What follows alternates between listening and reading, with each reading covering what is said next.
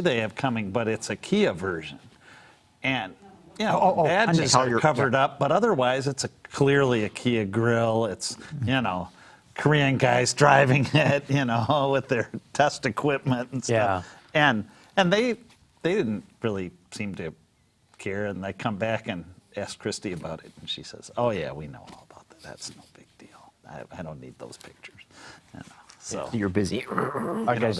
That Albert Bierman that they have doing development for their performance division tells this great story. He says. Said you're testing this in Germany, you're out on the Autobahn. He says, how fast is too fast or something? And he said, well, let me tell you a story. German, American accent, add that to it. Usually I'm driving along on the Autobahn, 150 miles an hour, and my wife is knitting in the passenger seat.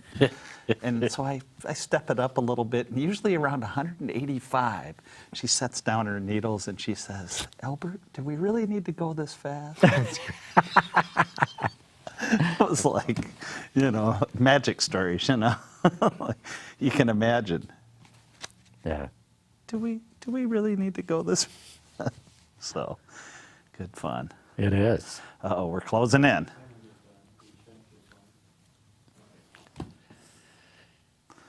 The lab coat, man, I think you should go with it always. Always? Well, at least Just for the as a second look? segment. Oh. You should change out. into the lab coat with the, whatever that was on your head, light, mirror, that thing. See, but you think that a doctor of data, though, would not have one of those things. Well.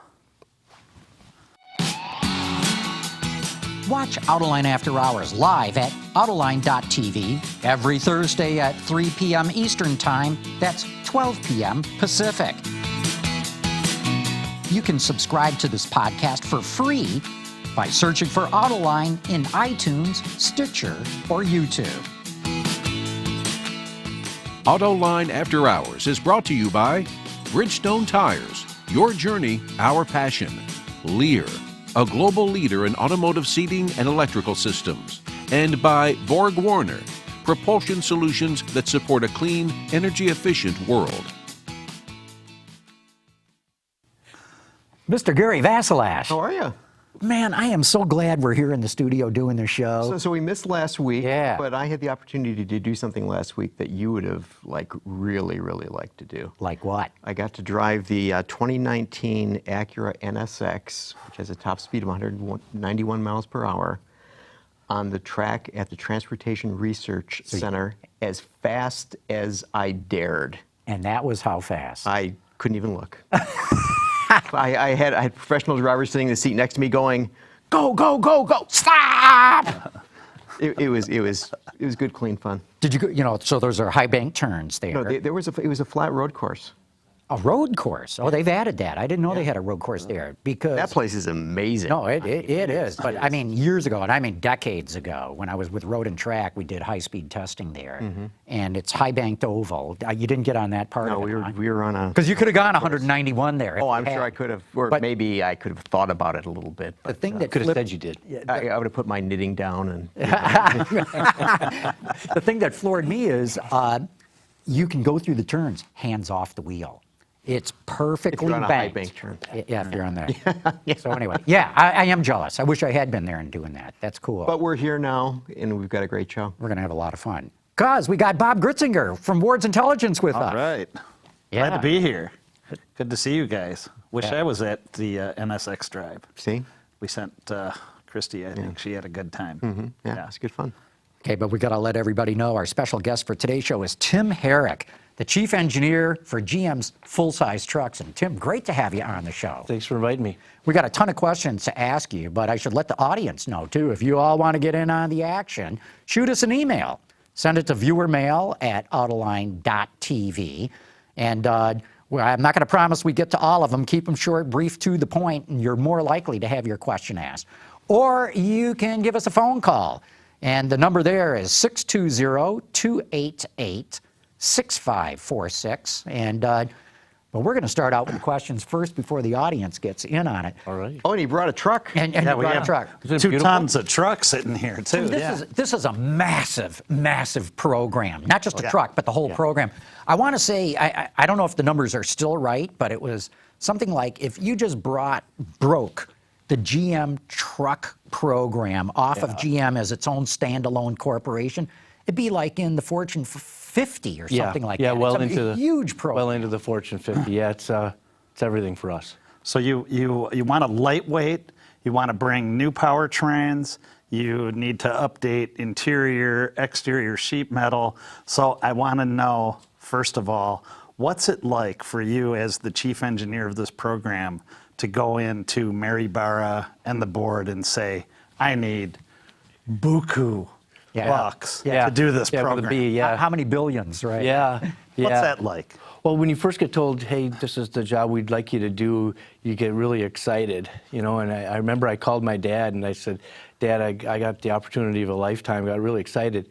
Hung up he said, great, I'm so proud of you, son. And then after I hung up the phone, I kind of like, holy cow, what I'm going to do. But it's extremely exciting and rewarding to have, the might of General Motors behind you and Chevy and GMC and Cadillac for the whole architecture, to go and talk to the board and say, hey, we need this number of dollars. And I just You don't have to. You could throw those dollars out there. Go ahead. no, that's okay. We probably won't break any of that news. It'd be the last time I did. But it's daunting when you think about it. And then to have them say, son, does it really take that much money to bring out a whole new architecture? And these guys are people that have run other companies and quite famous. And it's like, yes, it does. And here's why it takes so much, especially with this. This is the first time maybe in 30 years we fully, everything on that truck is brand new, rethought, repurposed. Everything's done from the ground up. From stem to stern, port to starboard, from the water line to the roof line. Why'd you do that? Why didn't you just take the existing truck, make a whole lot of more refinements and improvements, and save a ton of money in the process? It was time to re-architect the truck. We needed to come down a test weight class. We needed to bring our fuel economy up. We wanted to get a new look and a new proportion is right for us. Our manufacturing facilities needed a significant upgrade.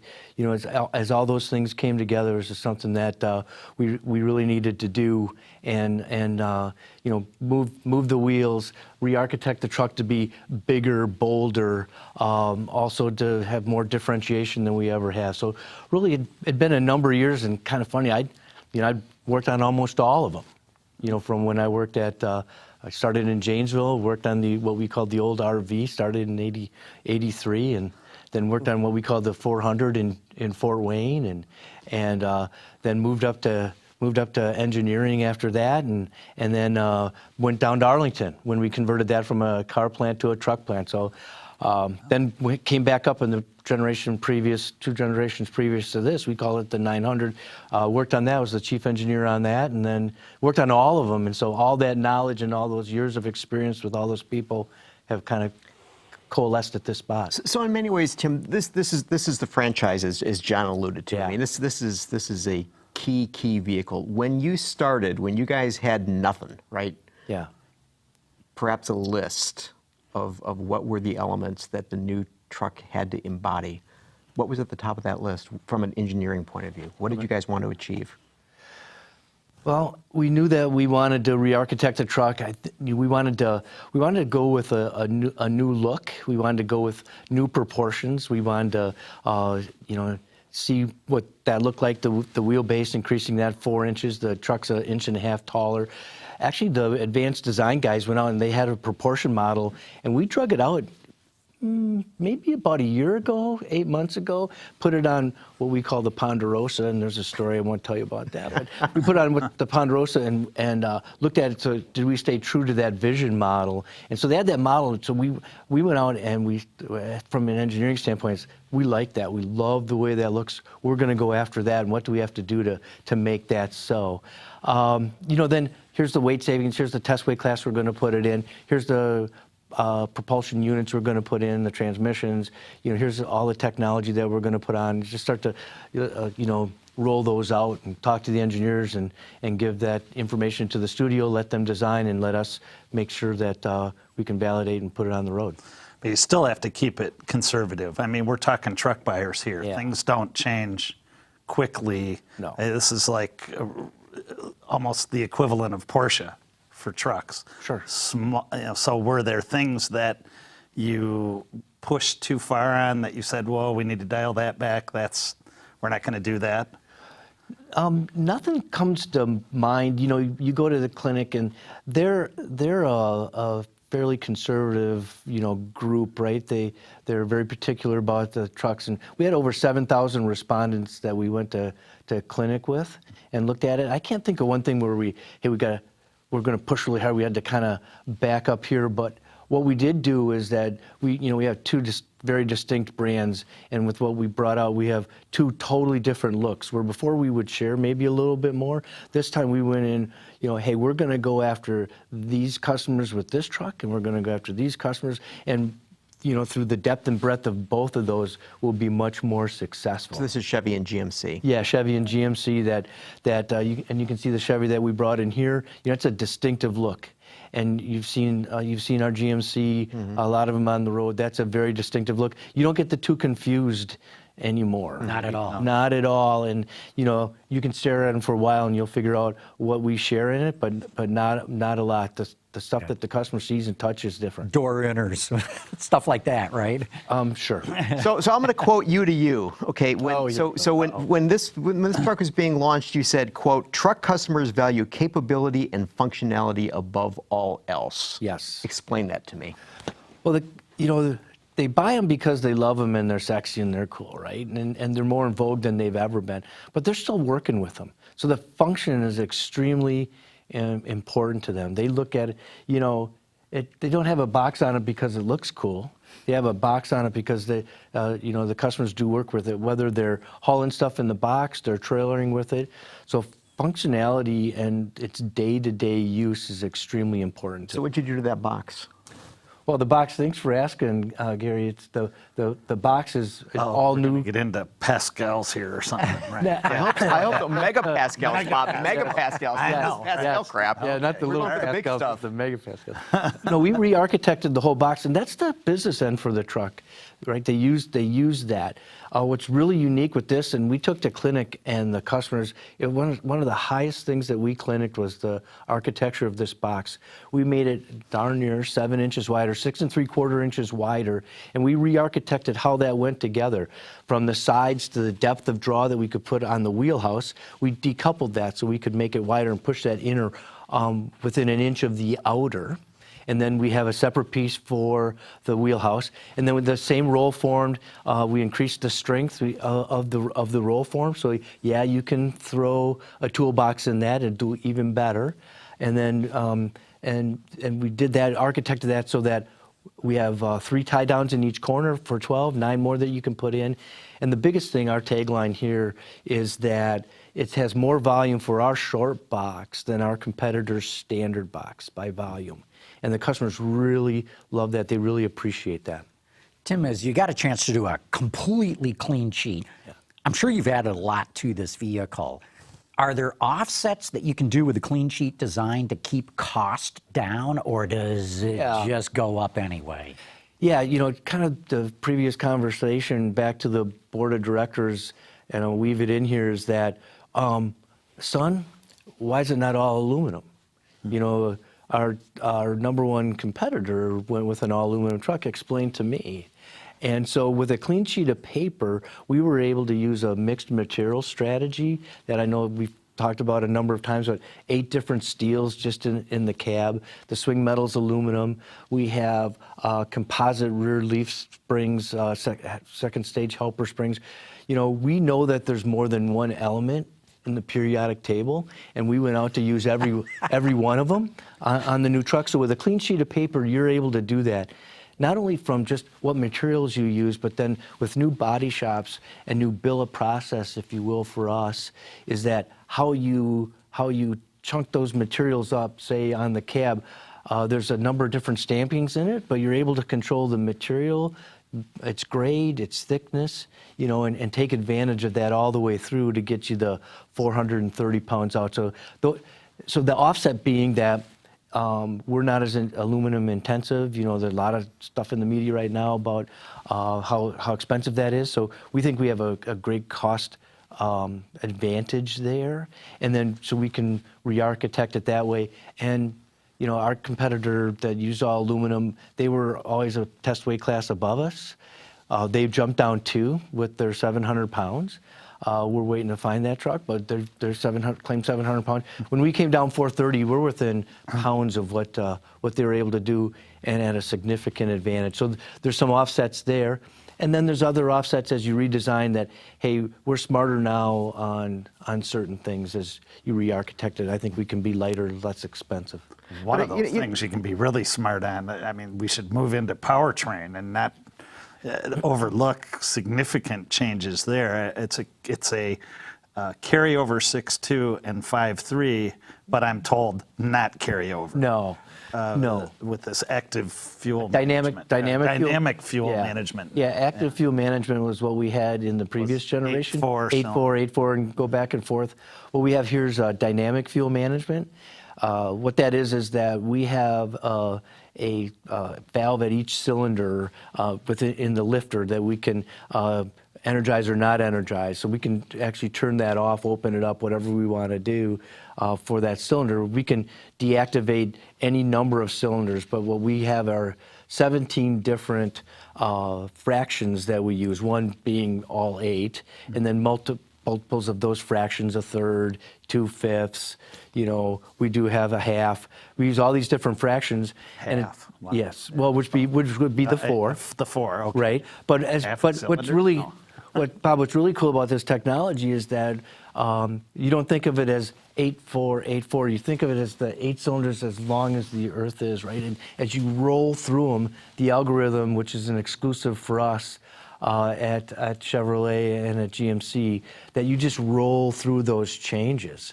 So acoustically, you're not picking it up. You may be at 1/3 for a fraction of a second, for 2 seconds, and then you jump to a half, and then, hey, you push into it, I get all 8.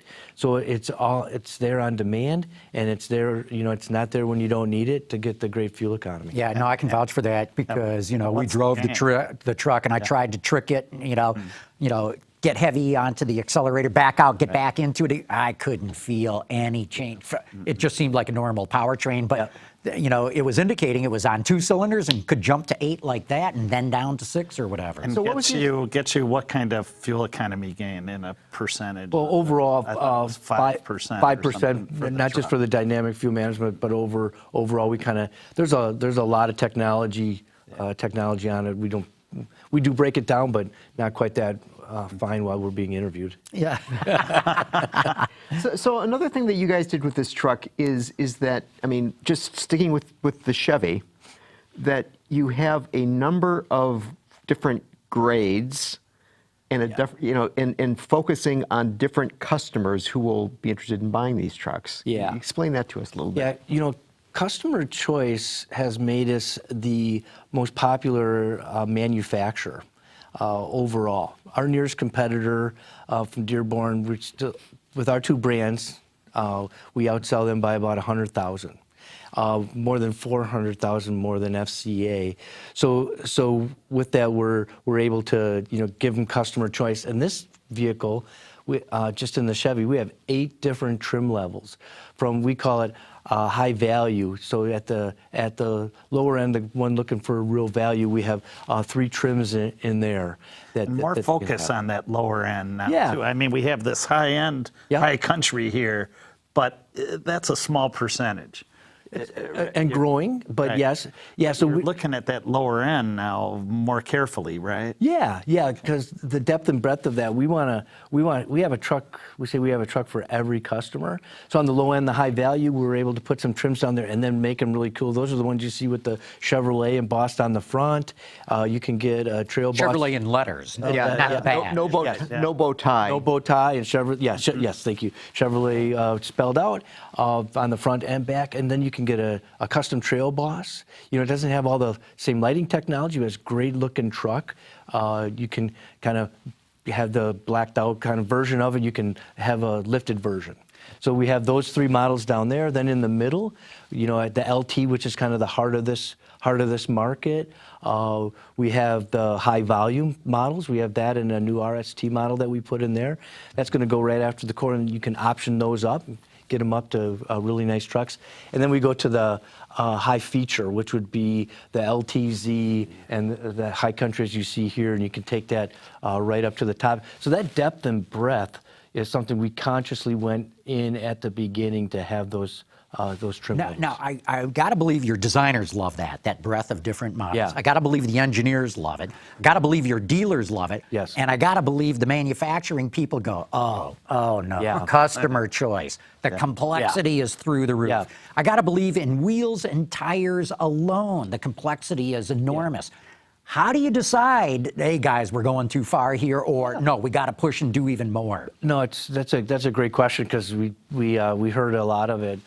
We got really smart at the beginning of how marketing came in and took each distinct trim level, and then they put the content on it and packaged it very tightly for that. So if you want this, you got to come up here. If you want this, you got to come up here. So they packaged it really tightly, so that we actually have far fewer trim level, or excuse me, build combinations than even the previous. Even though you've added 2 models and added all kinds of different things, you have fewer build combinations. And then the really cool architect piece of it is that when you come in at the beginning, and I can remember the day where I walked in the studio and they want one of everything, and I want it in chrome, I want it in black. And when we went through and said, well, you get 3 of these like surrounds, you get 4 inserts, you get 2 different styles of bumpers, you get 3 different valences here, and they're like, it'll never work, and you can't do that. It's like, no, I want you to mix and match those things. Be smart how you mix and match them.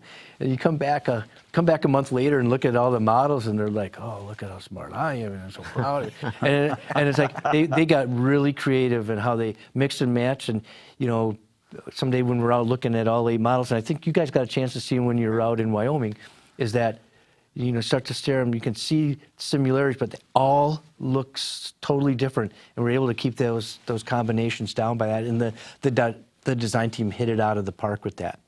You know, it's interesting, you know, listening to you talk, and you know, you've said, you're talking about you brought back like the early clay model and compared it to what you did with the real thing. You mentioned, you know, marketing coming in and dealing with, you know, the ideas. It sounds like you guys really had a collaborative team that developed this vehicle, and maybe a little bit unusual compared to, I mean, you know, engineers want to do it a certain way, designers want to have something that's not obtainable. I mean, you've got some incredible lines in the body side, which I'm sure drove the production people crazy. Well, and I'm sure that it even, you know, I mean, you know, you probably looked at that and said, geez, that's nice, guys, but yeah, you know, can we get it? That's nice, and but we really enabled, when you sat there and looked at that vision model and you got everybody to buy into it.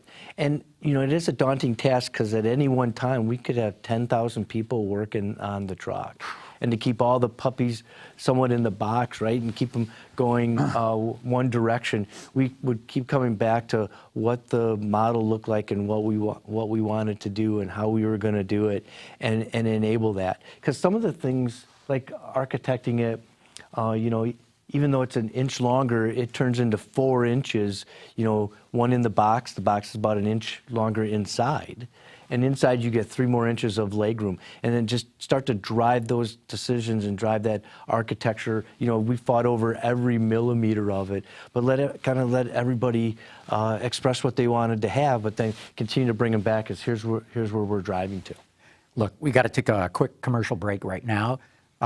Borg Warner makes the show possible, along with a couple of others, and we'll get to them later in the show. And we've also got a ton of questions from the audience coming in. But first, a message from Borg Warner. The world is changing at an ever-increasing pace. No matter what the mode of transportation, there is always the need for an efficient propulsion system. And that's exactly what Borg Warner has been doing since the earliest days of the automotive industry. We create innovative mobility technologies that reduce energy consumption and emissions while improving performance. Our proven track record has made us an industry leader in forward-looking propulsion solutions for combustion, hybrid, and electric vehicles. All right, we're back talking all things about the all-new Silverado and GMC Sierra as well. Hey, we got a question here from Chuck Grenche that comes in from Mount Pleasant, South Carolina. He points out that mid-size pickups are now the size of full-size pickups back in the 50s, 60s, 70s. Yeah. He wants to know, have we finally hit as big a dimension as we're going to get in these trucks? And he wants to know, could there be a smaller truck in the future? Would it be viable like the S10 used to be?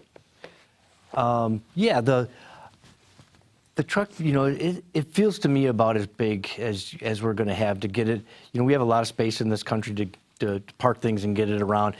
It feels like it's on the biggest part. It's going to get bigger, taller, and it's like if it gets any wider, I got to put marker lights on it. It has different regulations to it. So that part.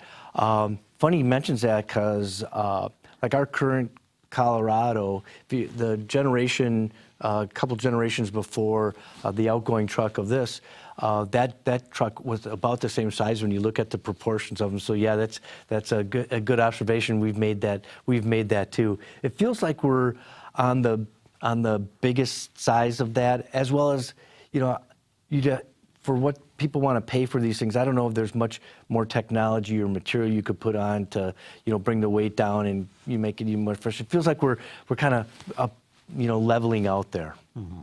So, we've been talking about the physical aspects of this vehicle, but, what about the content in terms of electronics and technology? I mean, was that something that, was a big concern to you as you developed this car? Yeah, we're kind of talking before this, right? It's, what did I say? It's a loose collection of sheet metal so they can use it as for their phone and charge their phone. Keep the rain off the phone charger. Keep the rain off the phone charger. Yeah, yeah. That was a real consideration up front. From the screen size and the technology, and it has our latest infotainment on it. That's important and to drive to that to the cluster, from a 4.2 to a 8-inch screen on the cluster. And then the big technology play that we moved in with this market would be the heads-up display. It's the largest heads-up display in the industry in a truck, let alone a pickup truck. As it's 3x7, we can display all that technology. We love that, and kind of like a fighter pilot. You can have the nav over here. You can have the tunes up and the speedo here, and you can see the following a vehicle and what your speed is and blinkers and everything. So we kind of how we parse that out. So yeah, it was a big. That technology piece of it, the HUD, we talked about the dynamic fuel management, all the different things we want to put, which chargers were we going to put in, right? The USBs, the micro, and the more common one. And yeah, a lot of that's a real consideration up front. Okay, we've got a number of phone calls here. Carmen, let's bring the first one in.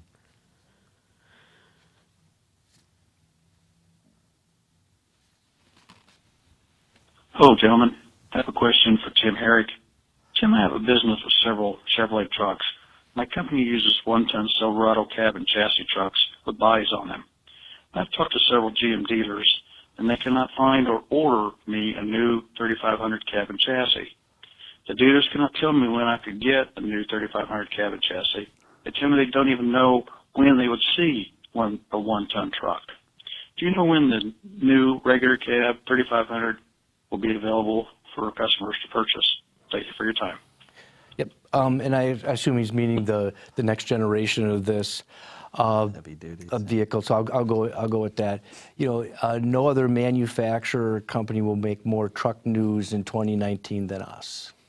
And so, i.e., heavy duty coming. Yeah, heavy duty coming. So it sounds like next year to answer. Will come next year.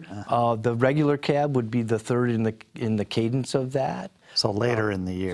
So later in the year, next year would be the heavy duty. That's when they'll be in dealerships. That's when, yeah, Yeah. Late in the year. Late in the year, kind of like the same time that this came in, this year. But you get them out, sounds like you might make a couple of sales. Oh, yeah. No, they'll be very popular. I drove one last weekend, and we talked about the differentiation between the light duty, and all the different models. We also took that differentiation with the heavy duty and made it even more differentiated than it's ever been. So this customer will be, it's very distinct, and you won't get one confused with a light duty to a heavy duty. And I drove one last week, and this thing's a beast of burden. It is so cool. And we have the great Duramax in it, and we've got like a true truck guy. Right. Yeah, and we've got a purpose-built gas engine for it. So we're really excited about that, and we're building the prototypes right now. I can see the Tim Allen coming out. Yeah, right now.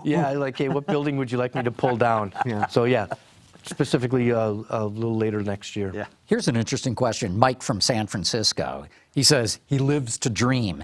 Any chances we'll see a Silverado with a Volt architecture? A hybrid truck? And he says 200 horsepower electric motors at the rear wheels. Oh yeah, I've heard those urban myths and rumors. Not talking about really any future product programs and what it means from a hybrid standpoint. If you ask any truck customer what they're willing to give up for fuel economy, and they'll say nothing. They'll say the word nothing. Not they won't speak. They'll say nothing. And what we've done with the increases here for that, we think from that level, we even have our 2.7 powertrain that's coming out, our propulsion unit that's coming out, compared to the 3.6 Ram with a shiny object on top of it that's supposedly a new engine. We get comparable fuel economy to that, and with better torque, better horsepower, and this thing, it's 380 pounds lighter than the outgoing V6, and gets great fuel economy, and this thing kicks like a mule. I can't wipe the smile off my face when I drive it. So. The four-cylinder turbo you're talking about. Yeah. Have you 4-cylinder and a full-size pickup? Yeah. Think about this. This is. I can't wait to drive it. It's not I've the not first had a time chance this has yet. happened, but Right. Yeah, we'll get you guys out in it. Do you have a diesel for this? Yeah, we do. In fact, You drove one here. I drove one here. Listen to he's driving the diesel, he's driving three-liter inline, the right? heavy duties, and we're like salivating it. I told you how excited I was when they told me I got the job. I get even more excited when I'm able to bring these things home. But I have a diesel out in the parking lot. So Gary, you grab him. John, you get the keys. Yeah. I'll get us on mic, and we'll get out of here. Monty's got the keys. In fact, he's out there probably right now. Monty. But the diesel is awesome. We're building it up right now. We've got a lot of them. You probably see some of them running around. It's a 3-liter line 6 diesel. It's a Duramax. We designed it and built it with our team in Italy, and it's really refined. It's just great torque and horsepower. How they set the turbos up for that, and what response that we can get with it. It's just fantastic. I think it really brings that diesel customer in, and just can't wipe the smile off my face when I drive it. So it's calibrated for work performance, not for fuel economy. I wouldn't say that. So you're getting. Yeah, we're not going to make any announcements on the fuel economy. You guys may have, seen what was out on the web. I probably read some of that, but you're smart guys. You're not going to believe everything you read on the internet. When we bring Not this out, everything. Not everything. I believe your stuff. Yeah. However, I'll keep you on the show. however, we're going to turn some heads. Hey, we got a question here from Pac-Man. He says, I have to know, what was Silverado's team's reaction when they found out Ram fit that ginormous touchscreen into the new 1500? He says, everything else just seems small now. Yeah, we got some early pictures of that, and saw it. It's like, that's cool. Ram overall it's a very luxurious truck inside, and however, we know that our truck customers they're very practical. All truck customers are very practical. They although it's luxurious, they've got stickers on the inside that talk about how you clean all this leather and things like that. And our customers are really looking at durability for it. And on a 6-year loan or a 3-year lease, we question that part of it. The other part of it being it gave up a little bit on the function of it. You guys have, I assume you guys have driven it? Oh, yeah. One today. Yeah, and so take your eyes off the road to put on the heated seats and some of that functionality. We went down the different road. We didn't pause and say, oh my God, we got to back up the train here. We, as I kind of described earlier with our screens and how we can parse them out and the heads up, we think we have a better solution. I don't know that I have to see downtown Grand Blanc when I'm navigating to Flint. All right, so you mentioned something. I'm going to quote to you again. Oh, here we go. Okay. You've been reading. He's throwing your own words right back in your face. So you said we set a lofty goal for exceeding the dependability and longevity of the current Silverado, and this goes to your point of your customers want durability. Yeah. Okay. So tell us what you did to exceed those standards. We put on this is the most tested Silverado and Sierra that we've ever done. And what we did when we set out as being kind of the master architect and the chief at the very beginning, we put out some really lofty goals because we know our customers, they talk about what it costs them to operate the vehicle. They want a great looking truck. They want one that has reasonable fuel economy, and they want one that doesn't cost them an arm and a leg to run. So we set up a couple goals. I said I wanted to have double the what we call captured test fleet miles than the previous model. I want to put them on the road, something we had never done before, and you guys saw them all camoed up. We took trucks without VINs. We had one of our suppliers, Roush, that were able to mile those trucks up. They could put 1,500 miles on them every day as they drove them, and then we put lofty goals up to how many miles we wanted to have. And I think when we were out in Wyoming, we talked about this. I think I'm now over 5 million miles that we put on this architecture. All the things that you hit the blue OnStar button, you can call up if you have any problems. The engineers comes right to their screen, and they have 24 hours to say what they're going to do about it. Mm-hmm. And so we put some really lofty goals there you can't misstep on the franchise of the business, and you never want to be able to say, geez, Mary, I wish I would have. So everybody that had a great idea, we used it. We just put out those really, really lofty goals. And I look at it like this. It's what allows me to put my head on the pillow at night and sleep soundly, that we know we've achieved our goal. 1,500 miles a day. That's a lot of miles. Yep. Yeah. Hey, we got another phone call that we need to bring in too. Carmen, why don't we bring in the next one? Greetings, gentlemen. This is Dale Leonard out of Cleveland, Ohio, and I have a question for your guest. I'd like to know why you held back and went with your contemporary styling on the Silverado. One after-hour show, Bob Lutz, who I usually agree with, made the statement that truck owners don't want big, bold styling. Any formerly loyal GM Silverado buyer that I have spoke with went with Dodge and Ford because of the bold look. Could you expound on this? Sure. We think it has a bold look. It's not just the way it looks, but its proportions and its styles. It's the hood looks like there's a lot of power in there, and there is a lot of power under the hood. The proportions of the overall truck, that's what they really go for. Our clinic data shows that with the new Silverado, how much they love the boldness of it, the refinement of it, the fit and finish of it, because they do want to see. They do like to see a good-looking truck. So, some of our, look way back what Ram did and kind of where they've come now, different than the one you're driving, right? They're coming back. They're coming, They have a smaller grill. It have not as less pronounced big rig fenders, all of that. Correct. Yeah, they've settled down. Yeah. And so, we think we've hit a great theme with this to get the boldness of it, the proportion, the size, because and a great look.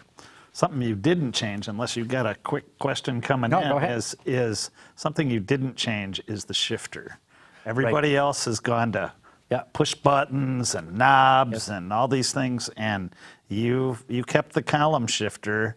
And that seems like now old school. Sure. That. Yeah, a lot of our competitors have gone to ones on the center console. You got the rotary knob, the ETRS part of it. One, the customers really quickly got to they like the traditional piece of it, as well as they know that the real estate in the center console is downtown Tokyo real estate. They told us very clearly they want to be able to put stuff there. They want to be able to reach their controls and not have things in the way. The rotary one, you add quite a bit of expense to that, and something that you may see us do, not exactly that, but you see some of our vehicles coming out in the future. We wanted to make sure. It looks like early reports on the Escalade based on this gets some form of a rotary shifter. So I hadn't seen that.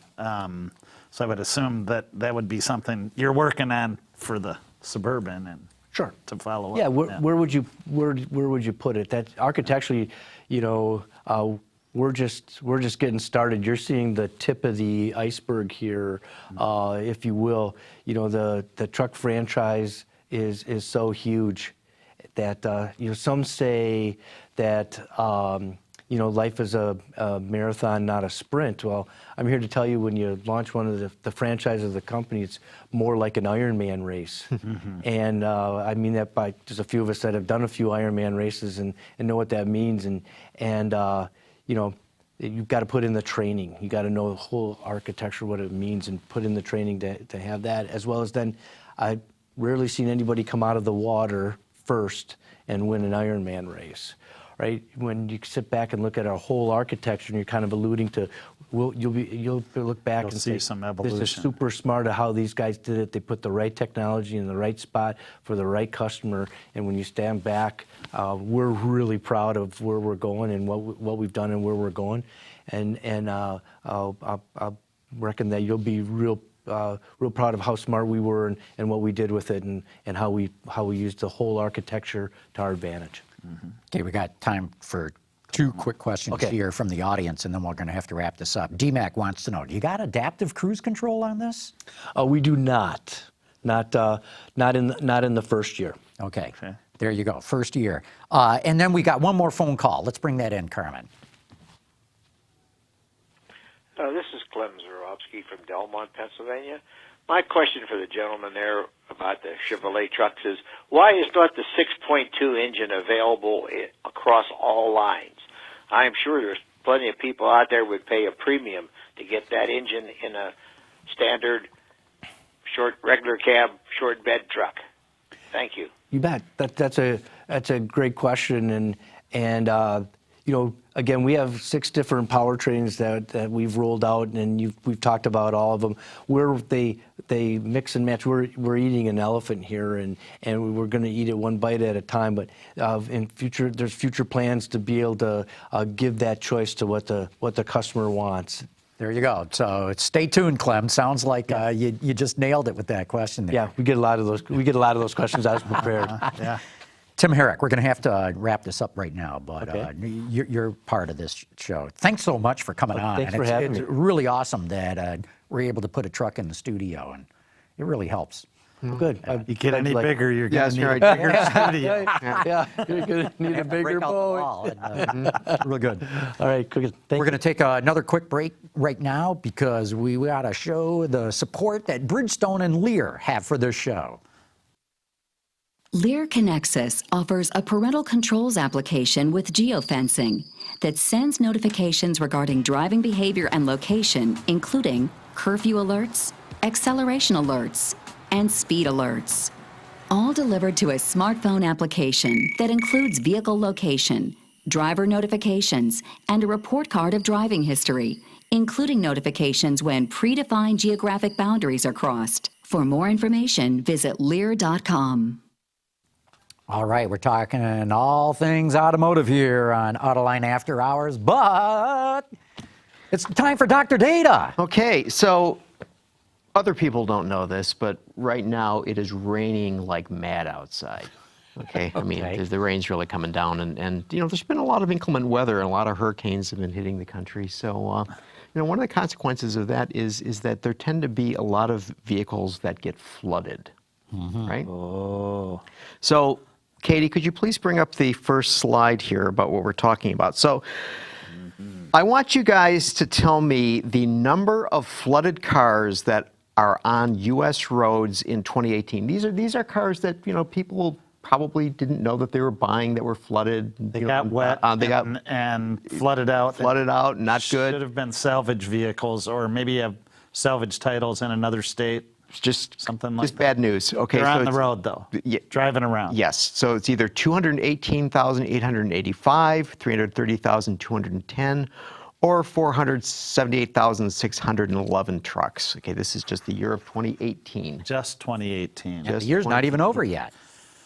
I'm going to guess the 330,000. 330,000? I'm going to go with the high number. Are you going with a high number? Yeah, because of the dual impact of the two hurricanes. So you're saying 478,000. Yeah. Yeah.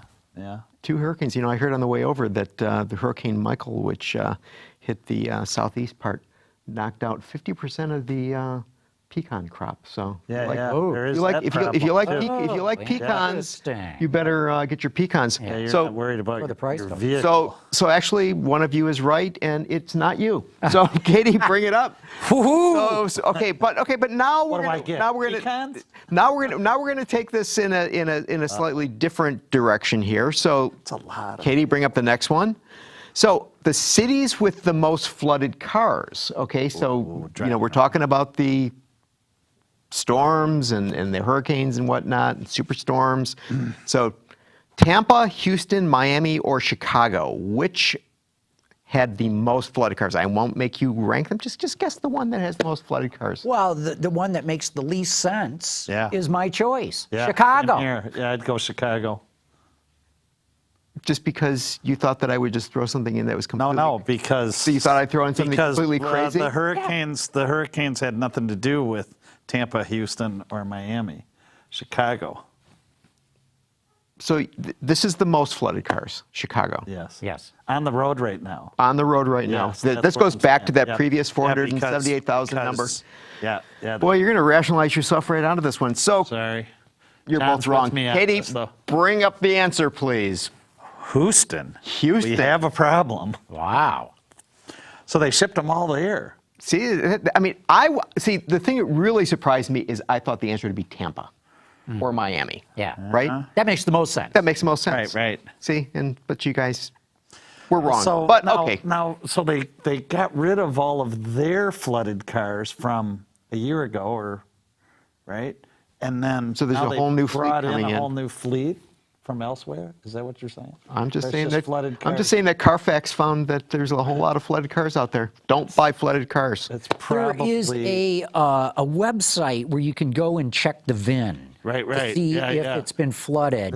the Federal Registry. Yes, thing. right. And I'm blanking out on yeah. it. We did a whole show on it, but that was some years ago. But it's, you know, is it that Texas allows for easy title washing? I don't know. Or do you remember when Houston was underwater? Yeah. So maybe that has more. Well, to do yeah, with it. but All right, let's move on for they those. cleared up Okay, those- we're gonna move on. What So- else, Gary? So, What so else? okay, I you you got know, more since numbers? I do, but we don't want to go down that road necessarily. Okay. But okay, so we've been talking all about light duty trucks, and our friends at Reuters did an interview with Mike Manley this week. They're, you know, and New CEO at new FCA. CEO at FCA, and he apparently wants to no longer be the number 3 in U.S. pickup sales. Number 2, yeah. I was going to throw that at Tim. And this is a quote. Here's a quote, Manley, quote, "We need to get ourselves into second. Frankly, I don't care which of the two I take share from." Yeah. So he's even talking about, we've talked on the show about how they have redone the plant up here in... They've added essentially a whole nother assembly plant. In Sterling Heights. And they're continuing to build the old truck at the same time as the new one. They've got the Jeep pickup coming that's going to be introduced at the LA Auto Show later this month. I'm sure he's counting that as part of his pickup market share. And there's been talk that Dodge will, or Ram, I should say, will get a version of that Jeep pickup. So I got to believe Mike's, So that would be almost 2 more assembly plants worth of pickups. So one of the things that that came out in this interview was that you may recall that earlier on they said that Sergio, when he was still alive, said he was going to bring the trucks back from Saltillo, Mexico, and build them all up here. Well, now, because of the USMC, is it USMCA? Yeah. Okay. Because of the new NAFTA. The new NAFTA. Rolled right off his tongue. It did, yeah. And that they may just continue to build them down there to get the capacity they need. Because as you pointed out earlier, months back, that this whole capacity issue was something that they needed to achieve. No, that's exactly right. If you keep the heavy duties out of your light duty plant, you can make more light duties. And if you've got what are they? Saltillo? Is that where they make them in Mexico? Yeah, it makes a lot of sense. And it's all about money, and FCA put up some good profit numbers too. Yeah, they, of course, did the sale or potential sale of Magneti Marelli factor into that? No, because that hasn't happened yet. Yeah, and they're going to get something like 7 billion euros out of selling Magneti Marelli, and that's a nice cash fall for FCA. So another thing that, speaking of a company that doesn't have a nice cash flow, Faraday Future, the company that had a big introduction, what was it, 3 years ago at CES, where they came out and showed this fantastic vehicle that looked like this would be the future, right? And the F91, and a former GM guy, Pete Savagian, who had worked on the EV1 and electrification, senior technology VP. He left this week. The co-founder left. Yeah. Now basically, Nick Sampson. And when Nick Sampson leaves, stick a fork in it. This company's done for. So basically, all of the original guys basically have left. People who work there have been put on furlough. Yeah.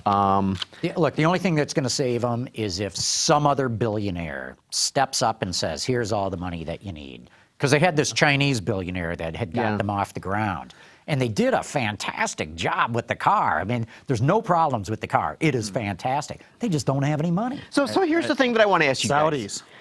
Yeah, maybe. Oh, okay. Maybe. So for all the grief that we give to Elon, isn't it the case that this guy, for all of his craziness and eccentricities, that he's been building cars? Yeah. Right? I mean, he's been producing these things. And here are all these other companies that we keep hearing about, and nothing manifests itself. Well, but there's a couple of key differences here. Tesla brought something new to the party. Tesla brought these, it went with laptop batteries, so-called laptop batteries. Nobody else in the world has touched this.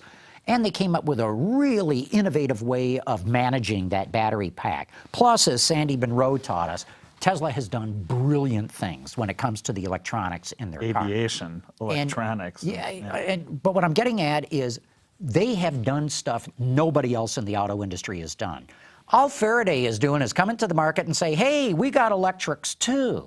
They haven't done anything innovative that we're aware of, at least, in terms of the batteries or their electronics. The same goes for Neo, the same goes for Lucid, the same goes for Byton.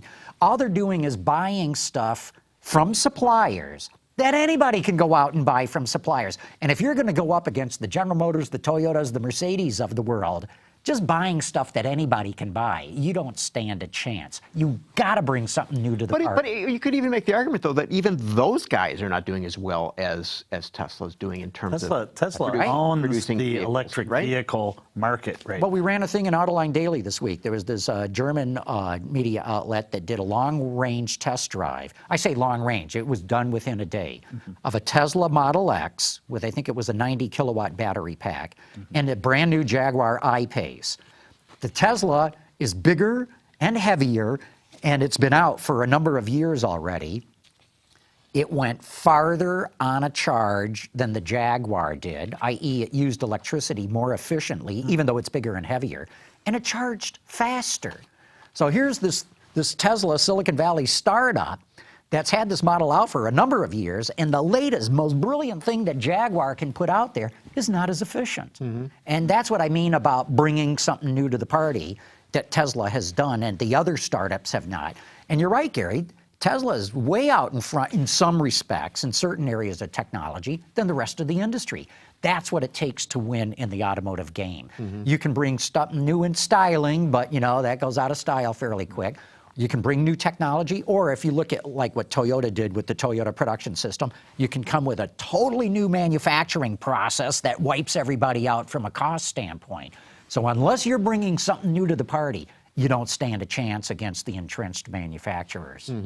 So the monthly sales came out today. Did you see anything that I saw surprised bits and you? pieces. No, I mean, what I saw was all these analysts wringing their hands last week. Oh, sales are going to be down, and they are down compared to last year. But last year was a blowout month because of the impact of the hurricanes in September. Going back to your numbers, Goes back to all those flooded cars. Dr. Data keeps feeding on this. We're just trying to just do this angle here. I haven't seen, because the sales have been coming in dribs and drabs all day long. I haven't seen the final total, but it looks like the SAR is going to be about 17.4 million. That's what Ward's predicted. That is a hell of a good number. Yeah. I mean, it's astonishing that we're continuing to see the market as strong as it is. And it sounds like analysts are saying you're not seeing impact from interest rates yet. Right. So so there's not that need to throw a bunch of money on the hood to overcome. We'll see. It's early, eh? So There's still a couple months left in the year. So this is just a bizarre, quirky number that it just caught my eye. And so rather than just looking at monthly sales, I look at the calendar year-to-date sales to see how well the car is doing. So just think of this number. Prius, okay, this would be all the Prius models. So 75,231 they've sold so far this year, okay? All of the Lexus cars sold was 75,331. It's just like, it's within 100. The Prius, all Lexuses. And all of Lexus. And then the Sienna minivan, 74,227, less than the Prius. I mean, it's just but that number of the Prius selling all Lexus cars is just amazing to me. And by the way, Prius is down 17.4% this year. Yeah. You want to put it all in context, though? This was, I think, the 8th month in a row that F-Series sold 700,000 or better. Yeah, but their sales were down. In a month. Yeah, but their sales were down substantially, right, Gary? And of course, that includes Super Duties and all of that. So last year they sold 75,974 in the month of October. This year it was 70,438. So they were down 770,000. So they were down 7.3% from last. Yeah, but October. 5,000 trucks fewer. Yeah. Multiply that times, I don't know, $45,000. You're talking a substantial hit from revenue. Yeah, I'll tell you. But I mean, you look at that.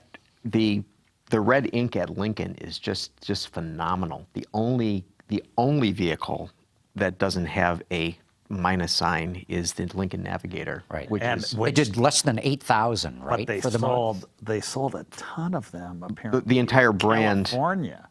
They can't keep them on the lots.